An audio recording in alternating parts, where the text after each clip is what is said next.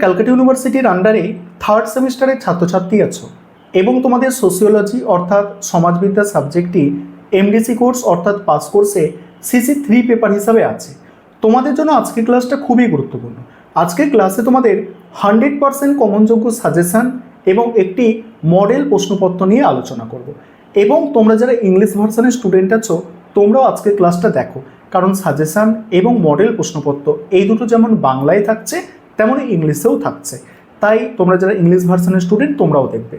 এবং তোমাদের জন্য বিশেষ করে যে মডেল প্রশ্নপত্রটা তৈরি করা হয়েছে, এবারে যে প্রশ্নগুলো পরীক্ষায় আসার সম্ভাবনা সব থেকে বেশি সেই ধরনের প্রশ্ন নিয়ে তোমাদের জন্য কিন্তু মডেল প্রশ্নপত্র তৈরি করা হয়েছে। আশা করি বিষয়টা বুঝতে পারলে। এবার আমি স্ক্রিন রেকর্ডের মাধ্যমে সাজেশান এবং মডেল প্রশ্নপত্র আলোচনা করছি, তোমরা দেখে নাও। এবার তোমরা সম্পূর্ণ সাজেশান এবং মডেল প্রশ্নপত্রটা দেখে নাও। প্রথমে সাজেশানটা দেখো, তারপরে আমি মডেল প্রশ্নপত্র নিয়ে আলোচনা করছি। এবং প্রথমেই তোমাদের আমি বলেছি যে তোমরা যারা ইংলিশ ভার্সনের স্টুডেন্ট আছো তোমরাও আজকে ক্লাসটা দেখো, কারণ সাজেশান এবং মডেল প্রশ্নপত্র দুটো তোমরা ইংলিশেও পেয়ে যাবে, বাংলায় তো থাকছেই, তার সঙ্গে সঙ্গে ইংলিশেও পেয়ে যাবে। প্রথমে 15 নম্বরের প্রশ্ন দেখো। 15 নম্বরের প্রশ্ন তোমাদের 3টে অ্যান্সার করতে হয়। প্রথম প্রশ্ন, ম্যাক্স ওয়েবারের অনুসরণে সামাজিক ক্রিয়ার গুরুত্বপূর্ণ ধরনগুলি কী কী ব্যাখ্যা করো।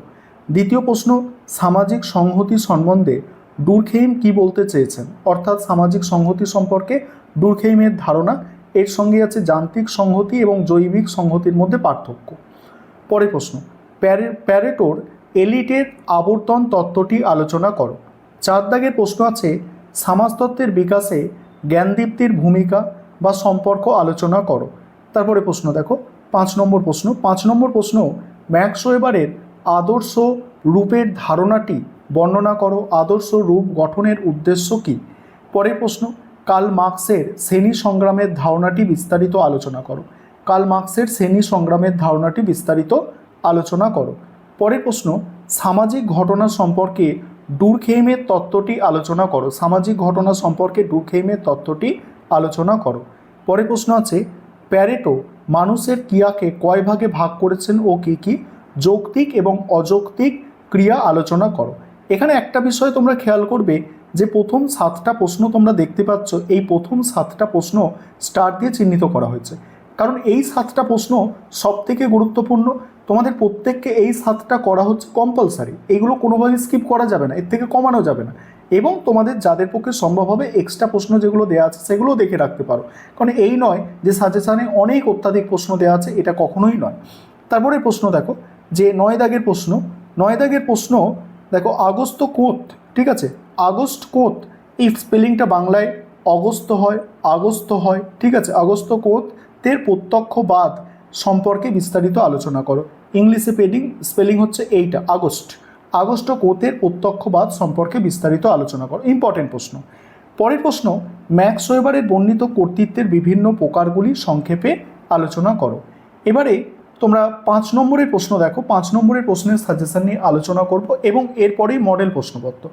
তারও আগে একটা বিষয় তোমাদের বলবো, তোমাদের জন্য এই পেপারের সম্পূর্ণ স্টাডি মেটেরিয়াল অর্থাৎ পিডিএফ নোটস তৈরি করা আছে। তোমরা যদি কেউ পারচেস করতে চাও অবশ্যই যোগাযোগ করবে।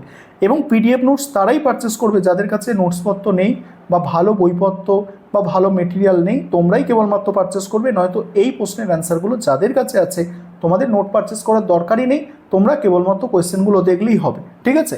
এবার 5 নম্বরের প্রশ্ন দেখো। 5 নম্বরের প্রথম প্রশ্ন, কার্ল মার্ক্স বর্ণিত ইতিহাসের বস্তুবাদী ধারণা সম্বন্ধে সংক্ষেপে আলোচনা করো। বা প্রশ্নটা ঘুরিয়ে আসতে পারে, মার্ক্সের ঐতিহাসিক বস্তুবাদ ধারণা সম্পর্কে আলোচনা করো। তারপরে প্রশ্ন, ডুরখেইমের আত্মহত্যা সম্পর্কে তত্ত্বটি সংক্ষেপে আলোচনা করো। পরের প্রশ্ন, সমাজতত্ত্বের উদ্ভব ও বিকাশে ফরাসি ও শিল্প বিপ্লবের ভূমিকা। সমাজতত্ত্বের উদ্ভব ও বিকাশে ফরাসি ও শিল্প বিপ্লবের ভূমিকা নিরূপণ করো। তারপরের প্রশ্ন, ক্রোতের 30 স্তর বিধি সংক্ষেপে আলোচনা করো। ক্রোতের 30 স্তর বিধি সংক্ষেপে আলোচনা করো। তারপরের প্রশ্ন, ধর্ম ও পুঁজিবাদ সম্পর্ক বিষয়ে ওয়েবারের ধারণা সংক্ষেপে লেখো। ধর্ম ও পুঁজিবাদ সম্পর্ক বিষয়ে ওয়েবারের ধারণা সংক্ষেপে লেখো। তারপরে প্রশ্ন, ম্যাক্স ওয়েবারের ভেনেস্তানের ধারণাটি সংক্ষেপে আলোচনা করো। নেক্সট আছে, শ্রেণী সচেতনতার ওপর একটি সংক্ষিপ্ত টিকা লেখো। পরের প্রশ্ন, কার্ল মার্কসের দ্বন্দ্বমূলক বস্তুবাদ এর প্রধান নীতিগুলি লেখো। এখানে দেখো, এখানে প্রথম 7টা গুরুত্বপূর্ণ প্রশ্ন। তারপর দেখো ক্ষমতা কর্তৃত্বের মধ্যে পার্থক্য আলোচনা করো। নেক্সট আছে ডুরখেইমের দমনমূলক নীতির কার্যকারিতা আলোচনা করো। এবারে তোমরা মডেল কোয়েশ্চেন পেপারটা দেখে নাও। এই ক্লাসিক্যাল সোশিওলজিক্যাল ট্র্যাডিশন যে পেপারটা আছে, তোমাদের 75 মার্কসের পরীক্ষা হবে। মডেল প্রশ্নপত্রটা দেখো। প্রথমে বাংলা আছে, তারপরে আমি ইংলিশ ভার্সনটাও দেখাচ্ছি। আবারও বলছি, তোমাদের যদি কারোর স্টাডি মেটেরিয়াল কেনার দরকার থাকে স্ক্রিনে দেওয়া নম্বরে যোগাযোগ করবে। এখানে প্রথম প্রশ্ন, ম্যাক্স ওয়েবারের অনুসরণে সামাজিক ক্রিয়ার গুরুত্বপূর্ণ ধরনগুলি কী কী ব্যাখ্যা করো। পরের প্রশ্ন, সামাজিক সংহতি সম্বন্ধে ডুরখেইম কি বলতে চেয়েছেন। সামাজিক সংহতি সম্পর্কে ডুরখেইম কি বলতে চেয়েছেন। তার সঙ্গেই আছে যান্ত্রিক সংহতি এবং জৈবিক সংহতির মধ্যে পার্থক্য নির্ণয় করো। যান্ত্রিক সংহতি আর জৈবিক সংহতির মধ্যে পার্থক্য। তারপরে প্যারেটোর এলিটের আবর্তন তত্ত্বটি আলোচনা করো। নেক্সট হচ্ছে সমাজতত্ত্বের বিকাশে জ্ঞানদীপ্তির ভূমিকা বা সম্পর্ক আলোচনা করো। তারপরে ম্যাক্স ওয়েবারের আদর্শ রূপ ধারণাটি বর্ণনা করো। আদর্শ রূপ গঠনের উদ্দেশ্য আর হচ্ছে কার্ল মার্কসের শ্রেণী সংগ্রামের ধারণাটি বিস্তারিত আলোচনা করো। এগুলো বড় প্রশ্ন সাজেস্ট করা হয়েছে মডেল প্রশ্নপত্রে। এবং 5 নম্বরের প্রশ্ন দেখো, 5 নম্বরের প্রশ্ন 6টা অ্যান্সার করতে হয়, 30 নম্বর তোমাদের টোটাল। এখানে প্রথম প্রশ্ন, কার্ল মার্কস বর্ণিত ইতিহাসের বস্তুবাদী ধারণা সম্বন্ধে সংক্ষেপে আলোচনা করো। দ্বিতীয় প্রশ্ন, ডুরখেইমের আত্মহত্যার সম্পর্কে তত্ত্বটি সংক্ষেপে আলোচনা করো। পরের প্রশ্ন, সমাজতত্ত্বের উদ্ভব ও বিকাশে ফরাসি বিপ্লব ও শিল্প বিপ্লবের ভূমিকা। কোঁতের 30 স্তর বিধি সংক্ষেপে আলোচনা করো। ধর্ম ও পুঁজিবাদ সম্পর্ক বিষয়ে ওয়েবারের ধারণা।